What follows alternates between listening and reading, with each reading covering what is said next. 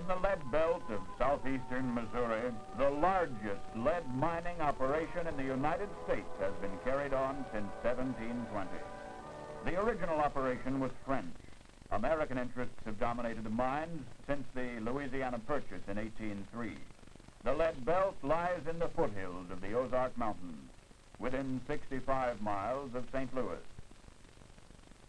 An outstanding feature of the lead belt, the huge chat piles left from the millions of tons of lead removed in past years. Chat is the crushed rock from which the lead has been extracted. Arriving at the mine, the men change to their working clothes in change houses, provided with individual lockers, showers, and washrooms. Loading of the mine cage at the shaft is regulated by safety measures. Only a specified number of men for each cage in the loading zone at a time. Each miner must be equipped with a safety hat, hard-toed footwear, and a lamp. 400 feet below the surface, the miners reach the main haulage level.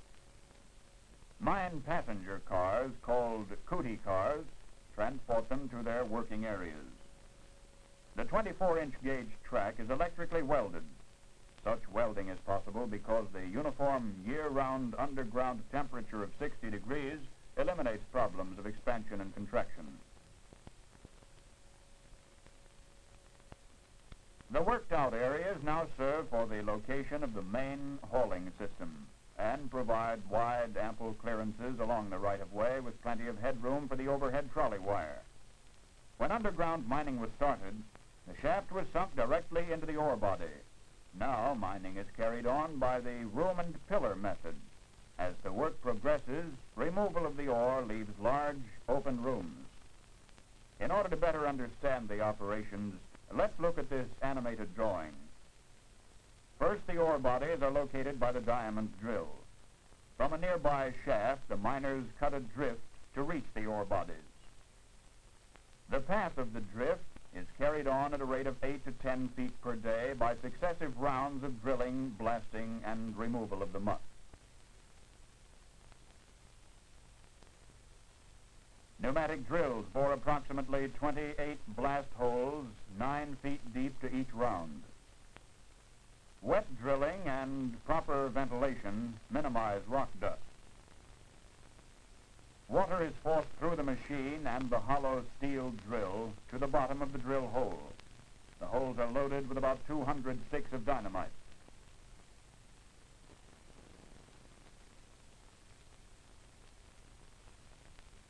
Cap wires from all the holes are then connected in series and hooked up to a magneto-blasting machine which detonates the charge.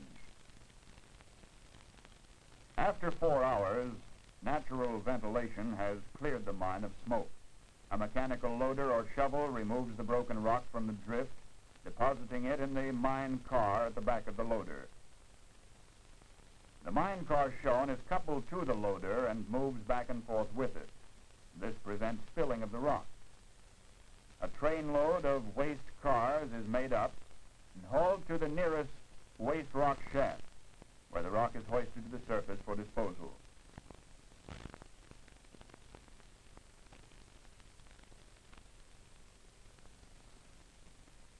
The lead ore, called galena, a sulfide of lead, is found embedded in limestone and is seen as shining particles. The southeastern Missouri lead district is one of the few areas where no other metals are associated with the lead to any great extent. In hundreds of stopes scattered through the mines, miners are drilling holes into the ore in preparation for blasting. Wet drilling is employed in all types of mining throughout the lead belt. In this operation, the pneumatic drills are mounted on columns and connected with an air feed, which advances the drill against the rock. After the drill holes are loaded with dynamite, the explosives are detonated by lighting the fuses with a timed sparkler, which ensures proper time allowance for the lighting of all drill holes. The actual blast cannot be photographed. 4 hours after blasting, which allows for the clearance of smoke and gases, Drillers and foremen conduct a thorough inspection of roofs and walls to remove any loose or hanging materials.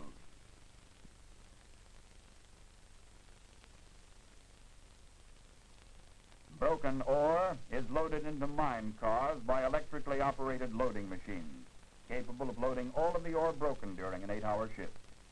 And this often amounts to 100 cars. A loading machine is almost human in its responsiveness to the delicate controls. This mechanism is of the self-contained Caterpillar tractor type and can be moved under its own power to new locations. Nobody knows exactly how much lead has been recovered from the lead belt mines in the last 200 years. Some, of course, was mined under the French beginning in 1720. Except for brief intervals, mining operations have been almost uninterrupted since that time. These high, cleaned-out stopes constitute the most impressive visible evidence of past operations. Following the horizontal body of ore, miners have drilled and cut and blasted for decades, yet nowhere will one see a single piece of timber support. The aftermath of all this work is found in great catacomb-like chambers, nearly 200 feet high in places. How much ore remains in the lead belt? No one knows.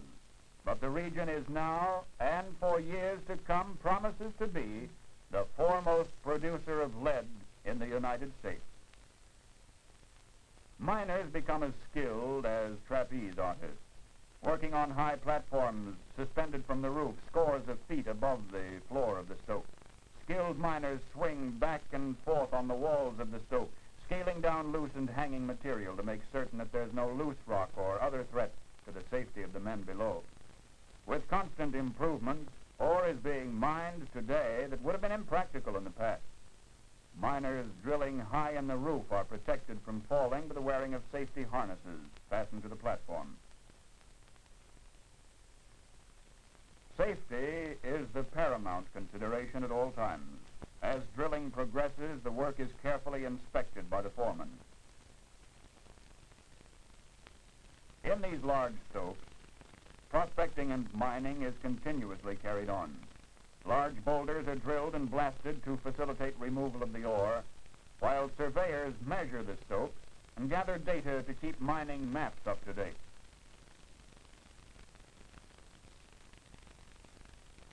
Through vast underground cathedrals, ore trains go to the shafts where the ore will be hoisted to the surface. It's hard to realize that man has carved these gigantic stopes with their massive pillars. So similar are they to the fantastic forms carved by Mother Nature and the elements through the centuries.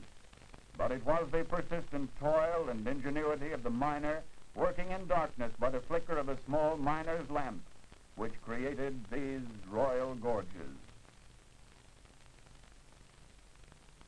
Electric locomotives haul trains of 25 to 50 cars as much as 6 miles inside the mine and at speeds of 9 or 10 miles an hour.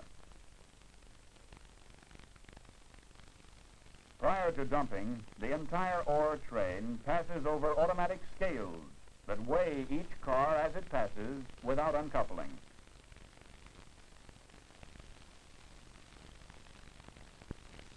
This complete railroad terminal, located 400 feet underground with heavy trains arriving every few minutes and departing empty, may well be likened to that of a great city.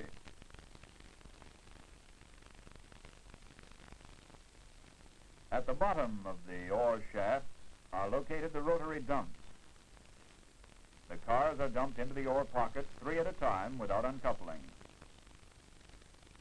From the rotary dumps, the ore falls into the skip pocket and slides to the skip loading chutes, which are equipped with hydraulically operated gates. These enable the skip loading operator to control the flow of ore into the skips. An ore skip is loaded approximately every 30 seconds. That's a rate of 100 skips per hour. Skips are hoisted to the surface at a speed of 12 to 1,500 feet per minute.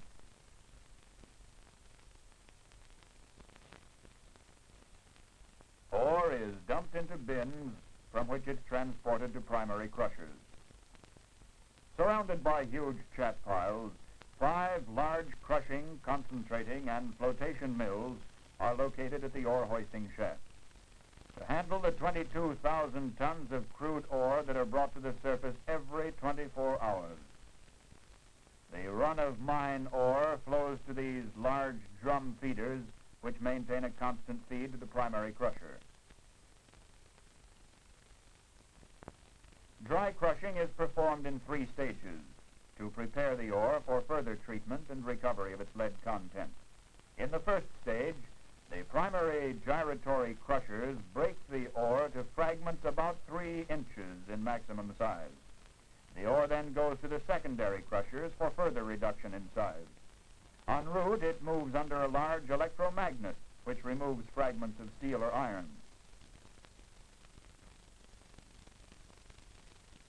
After passing through dry vibrating screens, the ore is transferred to the main storage bins at the head of the concentrating mills. At the top of the conveyor is a device which automatically takes samples at regular intervals. From the analysis of these samples and from the record of ore tonnage, it's possible to determine the amount of lead contained in the ore which comes to the mill each 24 hours. At the top of the mill, the dry crushed ore is conveyed to a spreading machine called a tripper, which travels over the tops of the ore bins and distributes the ore. The tripper diverts the ore stream from the conveyor belt into compartments, representing the main ore bins. Separation of the lead mineral from the ore begins with the elevation of the pulverized ore from the storage bins. Water is added, and the wet pulp discharged in gathering boxes, from which it flows to wet screens. Vibrating screens separate the pulp into oversized and undersized. The oversized, which flows over the screen, is sent to the rod mills to be further reduced. The undersized, passing through the screens, goes to the classifiers. The oversized is ground in rod mills, which turn at the rate of 18 revolutions a minute. It's fed to the mill with enough water to prevent overgrinding. Ore is pulverized by the tumbling of the rods as the mill revolves. In the hydraulic classifiers, the sands are separated into 30 different sizes. Of these, the finest are the slimes, which overflow here and are next sent to another part of the plant for treatment by the flotation process. The different sizes of classified sands are treated on concentrating tables to separate the lead from the waste. The various sizes are treated on different tables. Sized ore from the classifier is introduced at the head end. Clear water flows constantly over the deck. The motion of the deck causes the galena, indicated by the dark area, to separate from the waste and discharge from the end of the table. Long, narrow strips of rubber called riffles divert the mineral particles.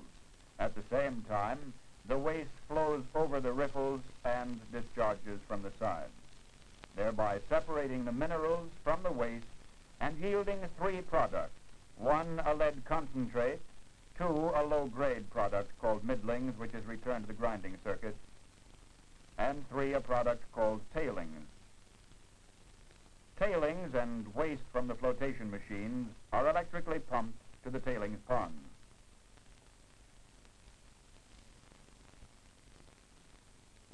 The dewatering of the mineral product of the concentrating tables is done by a vacuum filter and dewatering drag. The wet pulp is fed to the filter. A vacuum pump draws the water through a porous filter blanket, leaving the lead concentrate adhering to the blanket. As the filter rotates, an automatic valve periodically releases the vacuum, dropping the dewatered lead concentrates into a hopper. The concentrates are then elevated to storage bins, later to be shipped to the smelter. Slime from the dewatering machines is pumped into a mixing tank where chemicals are added. The chemically treated slime is next pumped to flotation machines. The ore pulp enters the machine and is continuously agitated by air. The air agitation, together with a chemical collecting reagent, causes the formation of a froth, which rises to the top of the pulp and overflows. Due to the presence of a collecting reagent, the minute particles of lead mineral are induced to adhere to the bubbles. Thus, lead mineral rises out of the pulp and overflows. The lead-bearing froth from the air flotation machines is subjected to re-cleanings, in which the agitation is effected mechanically instead of by air. Flotation concentrates from these machines, assaying over 70% lead, are sent to the filtering and drying plant for dewatering. After thickening, the concentrates from the flotation machines are pumped to revolving drum vacuum filters. By application of vacuum, the lead concentrates are held to the face of the filter drums and thus dewatered. Then the vacuum is released and a mechanical scraper removes the filter cake. This filter cake contains about 13% moisture, which is too wet for shipment to the smelter, so it's further dried by passing through a gas-fired cylindrical dryer. The dried concentrates are dropped into a belt, which conveys them to a loading machine.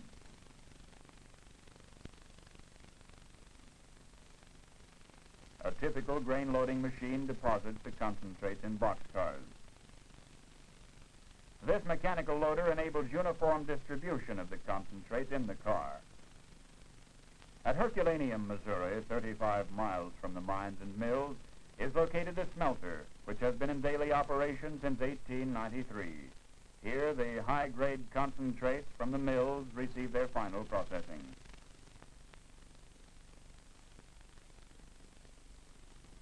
Every day, long trains of boxcars containing the concentrates arrive at the smelter. From each car, samples are taken for assay to establish its moisture content and the exact percentage of lead.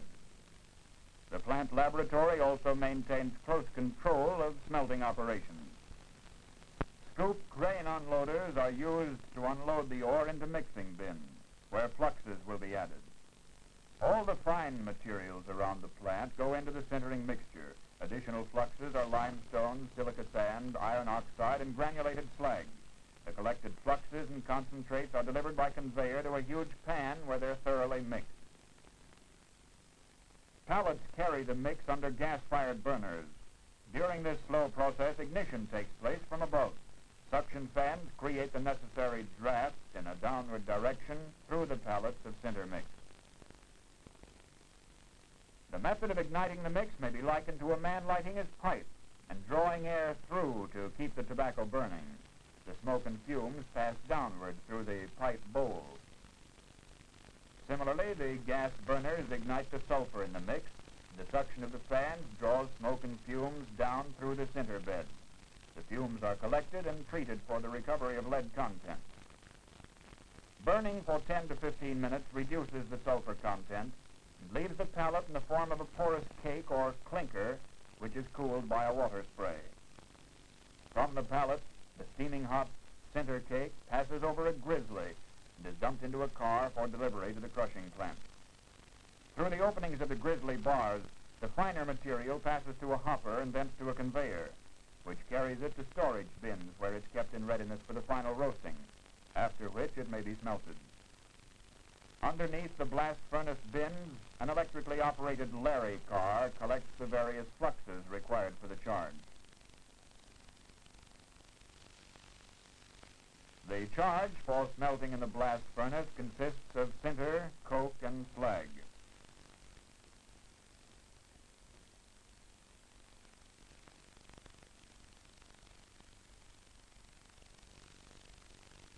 When the charge has been collected, the Larry car runs over a pit and drops the charge into a blast furnace charge car below.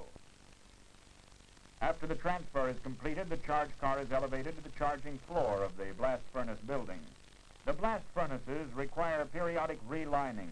They're 20 feet high, with a hearth 50 inches wide and approximately 16 feet long. The hopper of the charge car, electrically operated by remote control, is rotated and dumped into the top of a furnace. The blast furnaces are operated continuously in 3 8-hour shifts, 7 days a week. Furnaces are provided with inlets which admit the oxygen for burning the coke. Air is forced by large blowers through a bustle pipe to the inlets and then upward through the charge. Slag is tapped from the furnace intermittently. The heavy lead, metallic, and matte, a combination of other metals with sulfur, settle on the bottom of the hearth, while the lighter waste product or slag flows over the top and into the slag pot. At the side of the forehearth, the matte is tapped from the bottom and flows into a matte pot. And this is then transported to the granulator.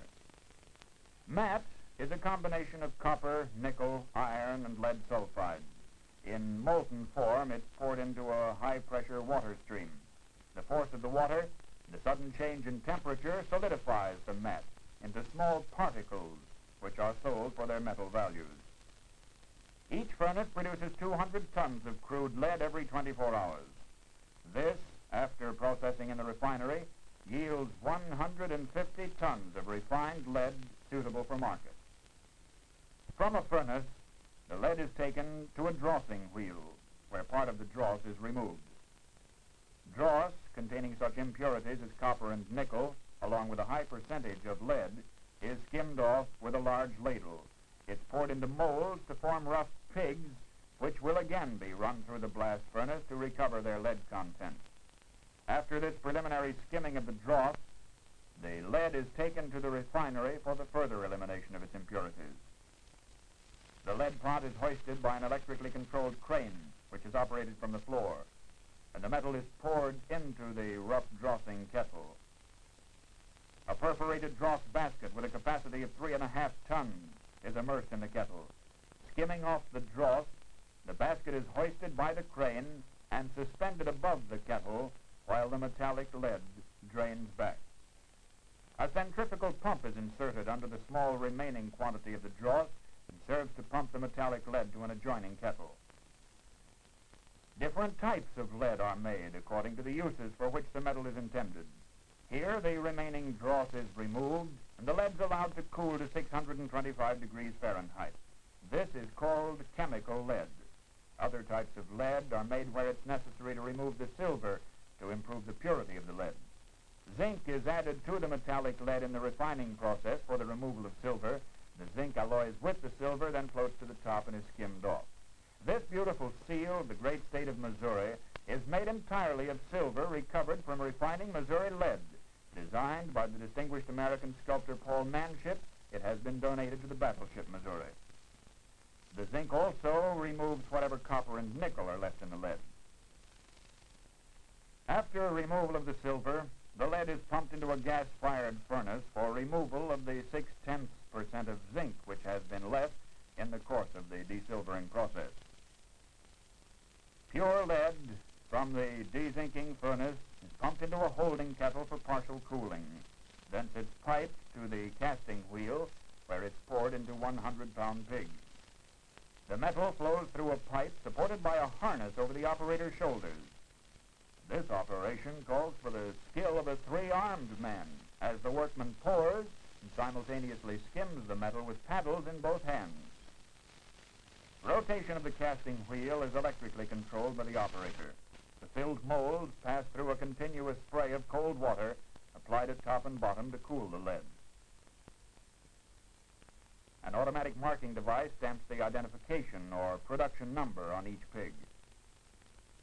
5 at a time, the 100-pound pigs are plucked from the casting wheel by an ingenious device called a pick, which operates by compressed air. With each load, the pick is swung around, and the pigs are stacked in piles 7 high. The lead pigs are cast with protruding ears to facilitate handling and shipment. An electrically operated lead loading buggy picks up the 3,500-pound stack of pigs, lifting them by the ears, and transports them to the weighing scales. After which, the metal is transported by electrically operated loaders and delivered to freight cars on the refinery siding. With each car loaded to its capacity of about 50 tons, the metal lead is sent out to the many various industries to be converted into useful articles for mankind.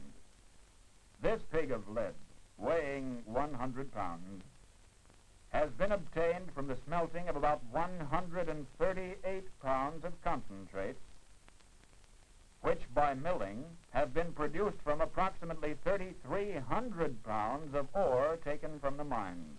In the milling process, about 3,100 pounds of almost lead-free limestone was discarded as waste, locally called chat. The industry consuming the largest tonnage of American lead is the automotive industry. Almost every car uses lead in storage batteries, solder and bearing metals, and even in brake linings. In addition, lead is used in gasoline for better performance. Lead storage batteries are also widely used in airplanes, submarines, industrial lift trucks, power plants, farm and car lighting, and mine locomotives. And humble lead also plays its part in preserving and protecting old and new buildings in the form of white lead for wooden structures and red lead for steel. Lead plays a vital part in electric power transmission and in telephone communication as a protective sheathing for electrical conductors. Lead's also extensively found in plumbing systems and in the chemical industry wherever sulfuric acid is made or used. Lead has many other uses, far too numerous to detail here, such as ammunition, type metal, foil, collapsible tubes, insecticides, and sinkers. Such is the story of an American mining community. Monuments to the tireless industry of many decades, the great chat piles, whose volume is considerably larger than the pyramids, loom against the sunset, a record of achievement, the hint of the wealth still buried in the lead belt of southeastern Missouri.